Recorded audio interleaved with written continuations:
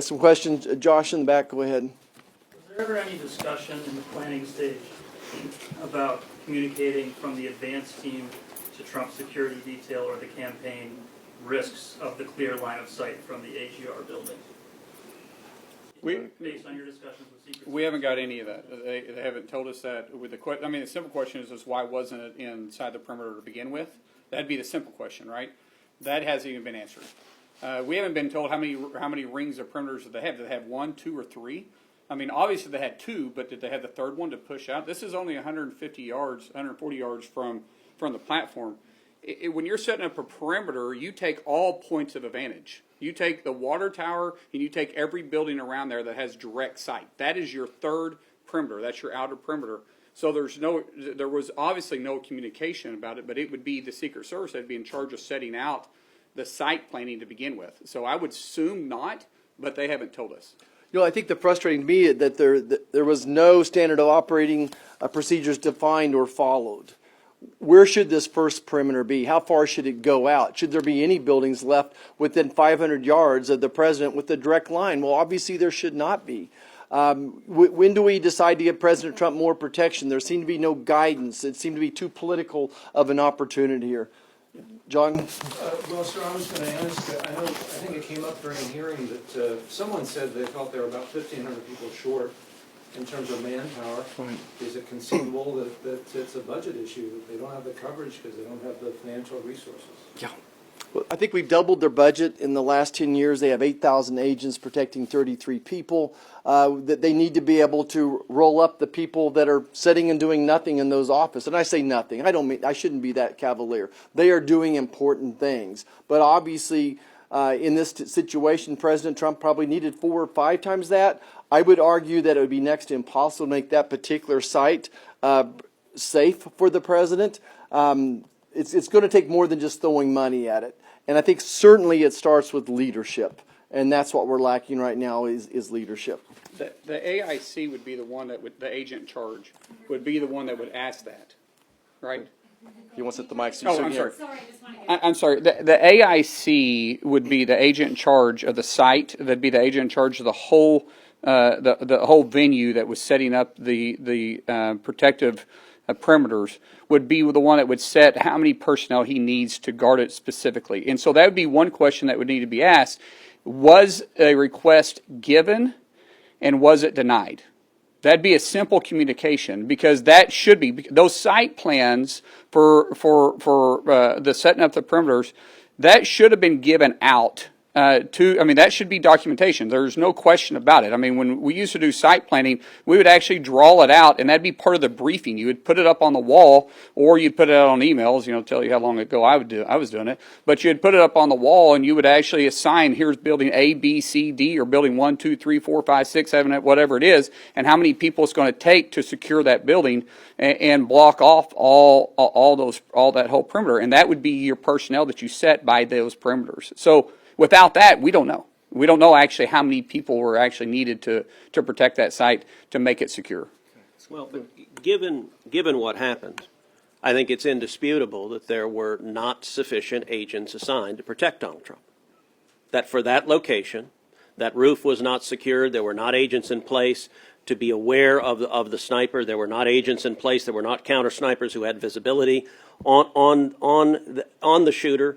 There was no aerial assets. We know from public reporting there have been multiple requests from the Trump team for additional agents, for additional equipment, and that those requests had been turned down. At the hearing, I asked, what is the relative size of the Secret Service detail that was assigned to Donald Trump in Butler, Pennsylvania, compared to the Secret Service detail that is assigned to Joe Biden, compared to the Secret Service detail that is assigned to the First Lady? There were reports that on the day of the rally, the Secret Service transferred agents from Donald Trump's detail to protect the First Lady. Now, look, it is important to protect the First Lady. But the acting director refused to answer any question about the relative size of how many agents are assigned. And what I believe happened is the Secret Service was treating Donald Trump as a former president. Former presidents are given Secret Service details, but not that extensive as Secret Service details. Typically, the threat profile a former president is facing is significantly less than Donald Trump is facing. Donald Trump is not just a former president. He is the Republican nominee to be president, and he is one of two people who is likely to be the next president of the United States. And it's why the request of the threat levels, how many threats, how many credible threats there are, is so important, because this decision is supposed to follow the threats. And I believe what the Department of Homeland Security did, what Alejandro Mayorkas did, is they didn't want to assign that additional protection because they didn't want to confer, I guess, legitimacy to Trump. I think it is the very same reasoning that led them to deny a Secret Service detail to Robert F. Kennedy Jr., because the fact that RFK Jr. is running is politically inconvenient to Joe Biden and Kamala Harris, and giving Secret Service detail would legitimize it. If that's their reasoning, Congress and the American people deserve to see in writing why they said no, because if you're actually doing your job, the job of the Secret Service, there clearly should have been additional agents. There should have been an agent on that roof. The shooter should have been detained and questioned, and there should have been aerial assets. None of those happened, and today, Secret Service answered none of those questions as to why they didn't happen. Go ahead. Thank you. Finance from AP. You mentioned you guys would like an independent, non-political commission. Can you talk about, first of all, what that would look like? Is that different than what's happening in the House side? They have a bipartisan commission that they've put up. Is there an effort to streamline what the House and Senate are doing so that you guys don't overlap, that you don't, get it interfering with each other's sources? Obviously, Senator Johnson and Grassley have their own whistleblower program and sources that they have. Is there an effort to streamline this because there is bipartisan concern about this? I don't see an effort to streamline it on both sides. It appears to me, as usual, each house up here is going to do their own thing. To me, the big difference is it's apolitical.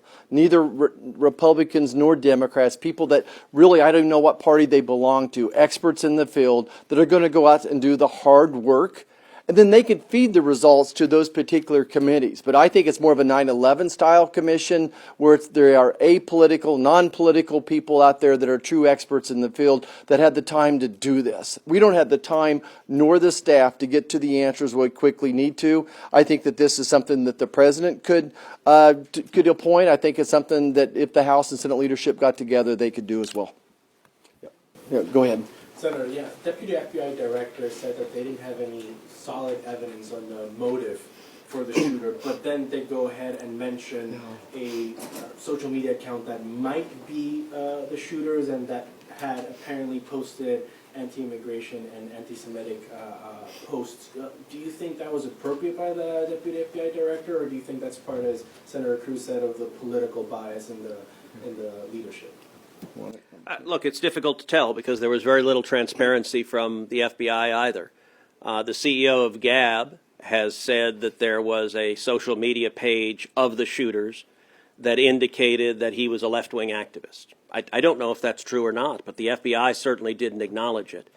And I will say, look, I think one of the most concerning aspects of the Biden-Harris administration over the last 4 years has been the politicization of law enforcement, the politicization of the Department of Justice, of the FBI, of the entire machinery of government. And so it raises natural questions. That is the FBI partially revealing information to frame a political narrative?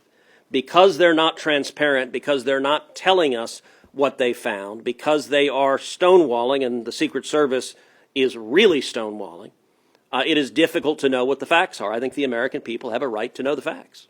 Yep. Let's go in the very back. Go ahead. Can I ask, this was the first time today that we heard from the new acting director, Rowe. Do the three of you have confidence in him as the acting director? Do you think he should remain on in that position for now? Okay. Marqueen, you want to first? I have a very simple term to this. The proof's in the pudding, right? If he comes transparent and he's open and honest with Congress, I think that speaks volume.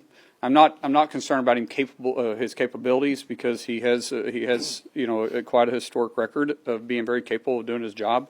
It's just how he handles it moving forward. So I'll give him the benefit of the doubt until he proves us wrong. Yep. I think it's next to impossible to take any person from within the Secret Service to turn it around right now. I've been through enough things personally in my life, whether it was a coaching problem or a superintendent problem or a pastor that needed to go. And there was a big major cultural issue within that organization, that it takes somebody from outside to come in and actually objectively evaluate the situation, that there are such significant cultural breakdowns within the Secret Service right now. It literally is going to take a crisis management team. I think he's fine in his role right now as acting director, but I don't think that he has the skill set or the objective ability to turn this Secret Service around and take it to the place where America has confidence in it once again.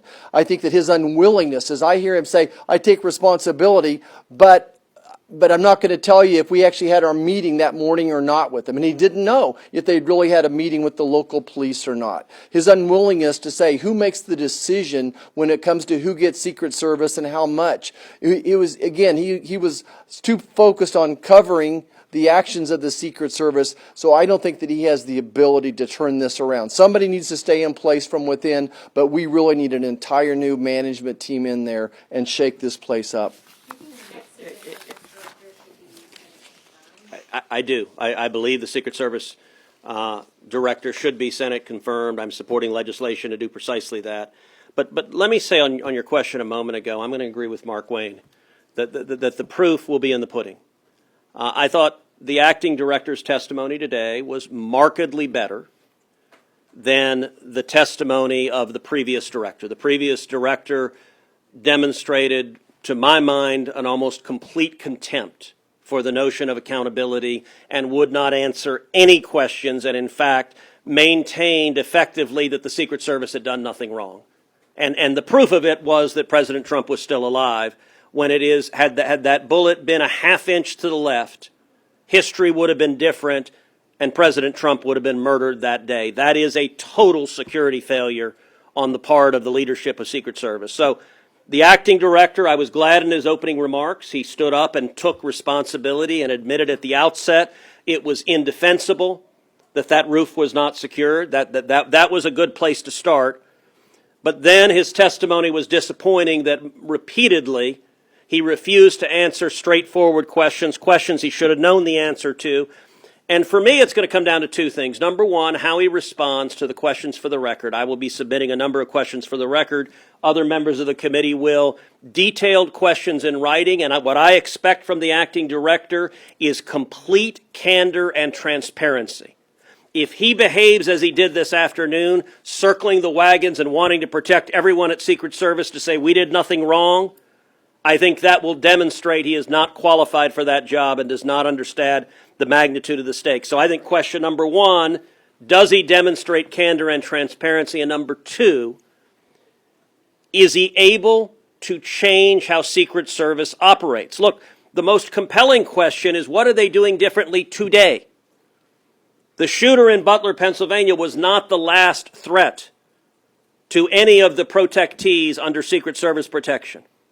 What is Secret Service doing today to do differently? Are they assigning sufficient agents? Are they using assets? Are they using air assets? Are they using drones? Are they using helicopters? Are they going and questioning suspicious individuals? Have they worked through the communication? If they're relying on local law enforcement and yet they can't communicate with them, that needs to be fixed immediately, because the most compelling priority is to make sure, God forbid, another assassin does not carry out another attempted assassination or successful assassinations. That's the Secret Service's job, and that'll be the test of whether he's qualified to do the job. Thank you, everyone. Thank you.